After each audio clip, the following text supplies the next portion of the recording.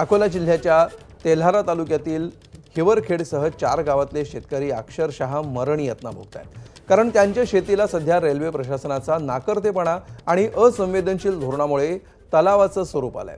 Akola Khandwa railway लाईनमुळे Telhara तालुक्यातील हिवरखेड परिसरातल्या 4 गावातील हजारो एकर शेती पाण्याखाली गेली आहे। शेतांमधून रेल्वे लाईनसाठी भराव टाकल्यामुळे माथ्यावर असलेल्या शेतांमध्ये 3 ते 5 फूट पाणी साचलंय। यामुळे पिकं पूर्णतः पाण्याखाली गेली आहेत, तर पाणी साचल्यामुळे अनेक शेतांमध्ये पेरणीच झालेली नाहीये।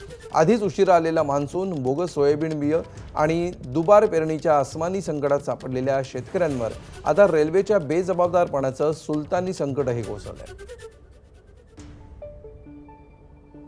बघूया थेट हिवरखेडच्या बांधावरून एबीपी माझाचा हा ग्राउंड रिपोर्ट। एकीकडे आसमानी आहे, दुसरीकडे सुलतानी आहे। काय प्रतिक्रिया काय तुमची? एक लक्षात घ्या साहेब की आम्ही नवीन शेतकरी आहोत आणि नवीन शेतकरी असताना महात्मा फुलेंनी आपल्या आसूळ पुस्तकात लिहिलं की कलम कसाईपासून सावधान राहा। तर हे कलम कसाई या पद्धतीनं हे वागत आहेत। या रेल्वेच्या प्रशासनाला आम्ही पहिलेच विनंती केली होती की पाण्याचा प्रवाह हा उत्तरेकडून दक्षिणेकडे आहे आणि दक्षिणेकडे असताना तुम्ही याच्यासाठी काहीतरी वाट सोडली पाहिजे, परंतु स्थानिक प्रशासन असेल, रेल्वे प्रशासन असेल, यांनी उन्हाळ्यामध्ये तशा प्रकारची कुठलीच काळजी घेतली नाही आणि आता आमची ही जमीन त्यांच्या निष्काळजीपणामुळे पाण्याखाली आली आणि आमचे जे लाखो रुपयाचं नुकसान झालं त्याला आता आम्हाला समोर जात होतं। म्हणजे आमचं आता हे पहिलंच वर्ष असं आहे की बा आपण शेती करायला हाती घेतली, त्याच्यानंतर हे एवढं मोठं संकट शेतकऱ्यावर आलं। हे म्हटलं म्हणजे आता आपण जे आधीचे शेतकरी होते की त्यांना परवडत नाही, पण आपण हाती घेतल्यावर खरंच समजते की हे आपल्या सोबत नाइंसाफी झाली इथं, की 1-1.5 महिन्यापासून आमच्या शेतामध्ये पाणी आहे। ज्यांच्या शेती रेल्वेमध्ये गेल्या त्यांना मोबदला भेटला, पण आम्हाला काही मोबदला भेटला नाही। तरी आमच्या शेतामध्ये रेल्वे लाईनच्यामुळे पाणी 5-5 फुटापर्यंत पाणी थांबलाय।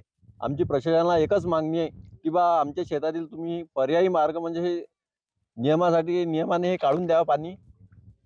विकासाचं धरण बांधताना शेतकऱ्यांची शेतीच धरणात परावर्तित झालेली आहे आणि त्यांचं मरण सरकारनं काढलेलं आहे। काका आहेत आपल्यासोबत। काका, काय प्रॉब्लेम? काय बरं तुम्ही बोला काय प्रॉब्लेम आहे? तू बोल मित्रा। मेरे पास 2 एकड़ खेत है और एकड़ भर रेल में चले गया, एकड़ भर बचा, और वो जो बचा उसमें भी पानी आ गया।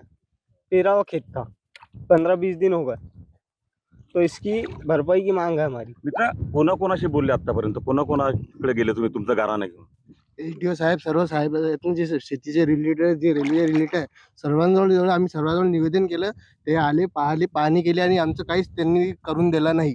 आणि हे शेतीचं पाणी जो 1 महिना झाला आहे, आमचं पीक होतं, पीक सडलं सगळं। आमचं जवळपास 4 एकर शेती पूर्ण पाण्यामध्ये होती। पुढची बातमी आहे एबीपी माझाच्या इम्पॅक्ट। अकोला जिल्ह्यातल्या हिवरखेड भागामध्ये शेतात साचलेलं पाणी काढायला तर सुरुवात झाली आहे। अकोला खंडवा रेल्वे मार्गामुळे शेतकऱ्यांच्या शेतामध्ये हे पाणी साचलं होतं। एबीपी माझानं बातमी दाखवल्यानंतर रेल्वेकडून आता हे पाणी काढायला सुरुवात झाली आहे।